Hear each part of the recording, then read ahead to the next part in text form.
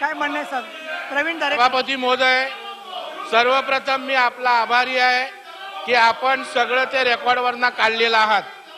सभापती महोदय, अशा पद्धतीनं हे वरिष्ठांचं सभागृह आहे. या ठिकाणी आमचं एवढंच म्हणणं होतं, गिरीश महाजन साहेबांचं नाव घेण्याचा अधिकार आपल्याला नाही. तसं जर करायचं असेल तर तुम्हाला नोटीस द्यावं लागतं.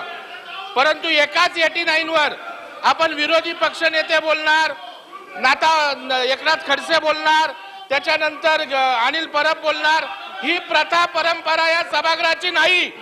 आणि आज त्यांच्या अंगात आलंय. तिथे उद्धवजी ठाकरे साहेब आलेत म्हणून काहीतरी अधिवेशनात केलं पाहिजे आणि गिरीश भाऊंना टार्गेट केलं म्हणजे दिवसभर बातमी चालेल, आम्ही काहीतरी त्या ठिकाणचा मोठा घोडा मारलं, अशा पद्धतीचं यांचं आहे.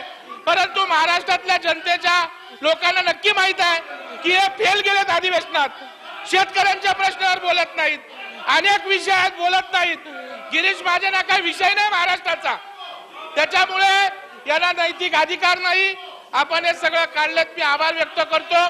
यांनी जर अशाच पद्धतीनं सभागृहाला वेठीस धरण्याचं काम केलं तर आपल्या अधिकारात आपल्याला कारवाई करावी लागेल. नाहीतर उद्या आमच्या बाजूनी सुद्धा आम्ही अशाच प्रकारे सभागृहाचं कामकाज चालू अशा प्रकारचं नम्रपणे सांगतो.